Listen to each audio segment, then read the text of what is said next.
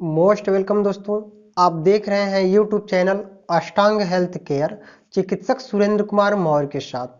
दोस्तों, आज हम इस वीडियो में मलेरिया के विषय में बात करने वाले हैं। तो दोस्तों, वीडियो के लास्ट तक बने रहिए, तभी पता चलेगा कि मलेरिया किन किन मच्छरों के काटने से होता है, मलेरिया क्या है, क्यों होता है। तो दोस्तों, अगर मेरे चैनल पर पहली बार विजिट कर रहे हैं तो चैनल को सब्सक्राइब करें और बेल आइकन घंटी को दबाना ना भूलें, ताकि मेरे द्वारा दी गई इंफॉर्मेशन सबसे पहले आप लोगों तक पहुंचे। तो दोस्तों, मलेरिया मल बराबर मलिन, एरिया बराबर हवा, अर्थात गंदगी से पैदा हुए मच्छरों का प्रकोप। इसे आयुर्वेद में विषम ज्वर से जाना जाता है। यह एक ऐसा ज्वर है जो एक दिन या 2 दिन छोड़कर प्रतिदिन या दिन में कई बार ठंड लगकर ज्वर आता है। जो इस रोग की विशेषता है, चिकित्सा शास्त्र में यही एक ऐसा रोग है जिसमें 1 या 2 दिन का विराम होकर भी फिर निश्चित समय पर ज्वर आता है। यह विराम ही इसकी विशेषता है। इसे मौसमी बुखार, शीत ज्वर, जाड़ा बुखार, जुड़ी ताप भी कहते हैं। कुछ स्थानों पर इस रोग को जंगल ज्वर तथा दलदल एवं नमी के कारण होने वाले ज्वर के नाम से भी जाना जाता है। यह तरुण एक्यूट अथवा जीर्ण क्रोनिक प्रकार का पुनरावर्ती ज्वर है, जिससे समय समय पर शीत ज्वर एवं स्वेटिंग का प्रकोप होता है। मलेरिया एक संक्रामक रोग है। इस रोग की उत्पत्ति मादा एनाफिलीज मच्छरों द्वारा मनुष्य को काटने के साथ रोग के प्लाज्मोडियम जीवाणु छोड़ देने से होती है। मलेरिया तेजी से फैलता है और कुछ दिनों में रोगी को अत्यंत क्षीण बना देता है। विशेषज्ञों के अनुसार मादा मच्छर किसी रोगी को काटने के बाद जब स्वस्थ व्यक्ति को काटती है तो उसे मलेरिया हो जाता है। मलेरिया के जीवाणुओं की 4 जातियां होती हैं। पहला है प्लाज्मोडियम फाल्सीफेरम, दूसरा है प्लाज्मोडियम वाइवेक्स, तीसरा है प्लाज्मोडियम मलेरियाई और चौथा है प्लाज्मोडियम ओवेल। वाइवेक्स और ओवेल जीवाणु के कारण एक बार ज्वर होने पर तीसरे दिन फिर से ज्वर चढ़ता है, जबकि फाल्सीफेरम जीवाणु निरंतर ज्वर की उत्पत्ति करते हैं। सर्दी लगकर एक दिन छोड़कर ज्वर होना मलेरिया की सबसे सरल पहचान है। इसमें रोगी की बहुत अधिक सर्दी अनुभव होती है, शरीर में तीव्र कंपन होने के साथ दांत बजने लगते हैं और रोगी को तीव्र ज्वर होता है जो 104 डिग्री फ़ारेनहाइट तक पहुंच जाता है। इसके साथ सिर में दर्द और वमन भी हो सकता है। मलेरिया का रोगी प्रायः शुरू में बहुत बेचैन अनुभव करता है। इसके बाद उसे बहुत अधिक पसीना आता है। सारा शरीर पसीने से भीग जाने के बाद रोगी अपने को स्वस्थ अनुभव करता है। फाल्सीफेरम जीवाणुओं द्वारा उत्पन्न मलेरिया में ज्वर हर समय रहता है। इसमें सिर दर्द बहुत होता है। मलेरिया ज्वर जैसा साधारण समझा जाता है, उससे कई गुना अधिक भयानक भी है। संसार में मृत्यु को प्राप्त होने वाले रोगियों की सर्वाधिक संख्या एकमात्र मलेरिया से पीड़ित मनुष्यों की होती है। संसार में कोई भी भूभारत ऐसा नहीं है जो इस भयंकर व्याधि से मुक्त हो। हमारे यहाँ भारत में हिमालय की तराई, बिहार के पूर्वी भारत, बंगाल, असम, मध्य प्रदेश, कोचीन, तमिलनाडु आदि स्थानों पर यह रोग अधिक देखा गया है। आजकल यह पूरे देश में फैल गया है। भारत में यह रोग वर्षा एवं शरद ऋतु में अगस्त से दिसंबर तक अधिक फैलता है। कभी कभी इसका प्रकोप ग्रीष्म ऋतु में भी हो जाता है। जुलाई से नवंबर के महीनों में बच्चों तथा वयस्कों को बुखार आने का एक आम कारण मलेरिया होता है। मलेरिया पूरे वर्ष में कभी भी हो सकता है, लेकिन फिर भी इसमें बरसात के दिनों तथा उसके बाद होने की संभावनाएं अधिक होती है। मलेरिया हमारे देश में लाखों लोगों को अपनी चपेट में ले लेता है तथा बच्चों पर जो इसका विशेष प्रभाव पड़ता है, क्योंकि कई बार यह जान लेना भी सिद्ध हो सकता है। इस बुखार में प्लीहा और जिगर बढ़ जाता है, शरीर का खून सूखकर रोगी की आंख व चेहरा सफेद हो जाता है। बुखार प्रायः कंप तथा ठंड देकर चढ़ता है और बहुत सा पसीना आकर उतर जाता है। इसके आने पर समय भी निश्चित होता है। यह बुखार दिन में 1-2 बार 1 या 2 दिन के बाद अंतर देकर आता है। रोज आने वाले बुखार को एक दिन के अंतर देकर आने वाले बुखार को तिजारी तथा 2 दिन बाद आने वाले बुखार को चौकिया कहते हैं।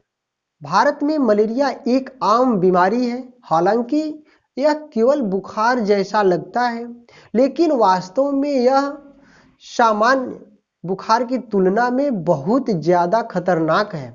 अगर मलेरिया का इलाज न किया जाए तो वह रोगी की जान भी ले सकता है। सन 1990 ईस्वी में दुनिया में मलेरिया के 11 करोड़ मरीज दर्ज किए गए थे, जिसमें से 20 लाख की मृत्यु हो गई। इस प्रकार से मलेरिया एक सामान्य बुखार नहीं है। इसके बिगड़ जाने पर मस्तिष्क, गुर्दे, यकृत, फेफड़े और आंतें प्रभावित हो सकती है। गंभीर परिस्थितियों में इससे मृत्यु भी संभव है, अर्थात मलेरिया मार भी सकता है। मलेरिया के दूरगामी प्रभावों में से एक है एनीमिया, रक्तक्षीणता। फैलसीपेरम नामक परजीवी जीवाणु मस्तिष्क, गुर्दे, यकृत, फेफड़ों और आंतों पर चिपक जाते हैं। वह उन्हें भारी नुकसान पहुंचा सकता है, यहाँ तक कि इसमें मृत्यु भी हो सकती है।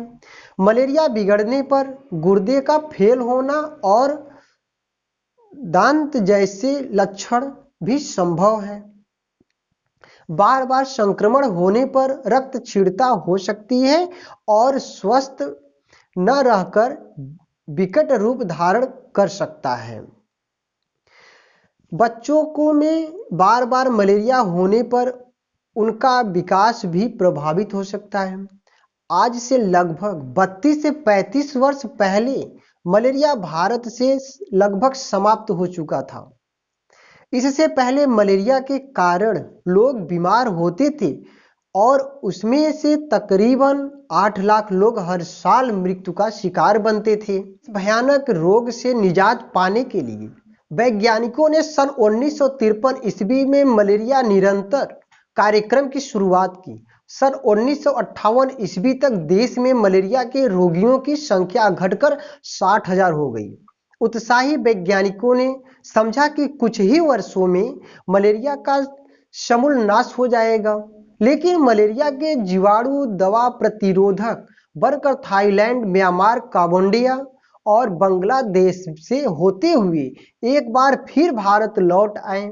इसका नतीजा यह निकला कि आज मलेरिया से प्रतिवर्ष 24 लाख लोगों की मृत्यु हो रही है। इतना ही नहीं, बल्कि मच्छरों से होने वाले फाइलेरिया, एन्सेफेलाइटिस और पीत ज्वर जैसे बीमारियों की भी वापसी हो गई है। मलेरिया के जीवाणु रक्त कणों के ही हीमोग्लोबिन के ग्लोबिन को खा लेते हैं और उसमें से शेष बचे हेमाटीन के अंश को एक काले दाने के रूप में बदलकर प्लाज्मा में छोड़ देते हैं। इसमें लौह का अंश होता है, पर हेमोसिडेरिन की तरह यह फिर हीमोग्लोबिन बनाने में काम नहीं आता। शरीर की जालीदार कोशिकाएं इन काले दानों को पकड़कर अपने अंदर जमा कर देती है। ये काले दाने दूसरे रक्त कणों को भी नुकसान पहुंचाते हैं। मलेरिया के जीवाणु ग्रस्त टूटे हुए रक्त कणों से रक्त के सीरम में पीलापन बढ़ जाता है, जिससे त्वचा पर पीलापन झलकने लगता है। पित्त की अधिकता हो जाने से वमन, उल्टी की शिकायत हो जाती है। इस रोग में रक्त कणों तथा रक्त रंजक द्रव्य दोनों की मात्रा घट जाती है, जिससे पांडुता, पीलापन हो जाता है। अंगों को ऑक्सीजन की मात्रा कम मिल पाती है, अर्थात इस रोग में हेमोलाइटिस एनीमिया होता है।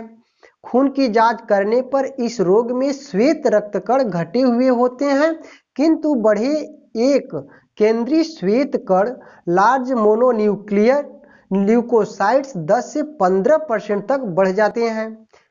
परीक्षा में रक्तकण विविध वर्ग के होते हैं, अर्थात गुलाबी होने के स्थान पर कोई कोई हल्के नीले या बैंगनी होते हैं।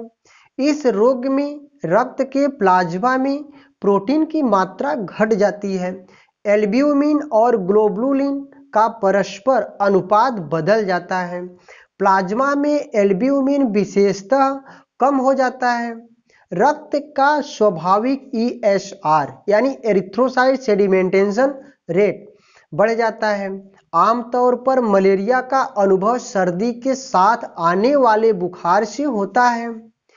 यही मलेरिया का सबसे प्रमुख लक्षण है। इसे पैराक्सीमल फीवर कहते हैं। साधारण विषम ज्वर प्लाज्मोडियम वाइवेक्स मच्छर काटने के लगभग 12 दिन बाद तथा संतत विषम ज्वर मच्छर काटने के 10 दिन बाद तथा चतुर्थक ज्वर प्लाज्मोडियम मलेरियल मच्छर काटने के 28 दिन बाद प्रारंभ लगभग होता है। इसका वेग प्रायः प्रातः काल से पहले प्रारंभ हो जाता है। बुखार का वेग शुरू होने से पहले अन्न से अरुचि, हाथ पैर, सिर में हल्का दर्द, थकान, गर्दन में जकड़न, अंगड़ाइयां और जम्हाइयों की तकलीफ शुरू हो जाती है। हवा कुछ बुरी और ठंडी प्रतीत होती है। धीरे धीरे हवा और अधिक ठंडी लगने लगती है। रोगी जाड़े से कांपने लगता है। सर्दी के कारण दांत किटकिटाने लगते हैं। त्वचा की रक्त वाहिनियों संकुचित हो जाने से उसका रंग फीका पड़ जाता है। बाहर से भले ही ज्वर ठंडी रहती हो, पर अंदर से 101 से 102 फ़ारेनहाइट तक बुखार रहता है। नाड़ी की गति तेज हो जाती है। ठंडी और कपकपी के साथ रोगी को उल्टी भी होती है, जो रंग में कुछ पीली होती है। यह शीतावस्था लगभग 1 घंटे तक रहती है। इस प्रारंभिक शीत के बाद शरीर का तापमान बढ़ने लगता है। बढ़ते बढ़ते वह 104 से 105 फ़ारेनहाइट तक पहुंच जाता है। रोगी को अत्यधिक दाह प्रतीत होती है और वह कंबलों को उतारकर फेंकने लगता है। गला सूख जाने के कारण वह बोलना पसंद नहीं करता। जीभ, तालू आदि के शुष्क हो जाने से उसे प्यास सी लगी रहती है। मस्तिष्क की रक्त वाहिनियों में रक्त अधिक भर जाने से सिर में भारी दर्द रहता है। कभी कभी बुखार का प्रभाव इतना अधिक होता है कि रोगी अनाप शनाप बकने लगता है, उल्टा सीधा बोलने लगता है, किसी को पहचानता भी नहीं है। प्रायः तापमान 105 फ़ारेनहाइट से ऊपर हो तो उक्त अवस्था के लक्षण दिखाई देते हैं। इस अवस्था में रोगी की नाड़ी तीव्र, प्रबल, दीर्घ तथा सर्प गति होती है। सांस लेने की गति भी तेज हो जाती है।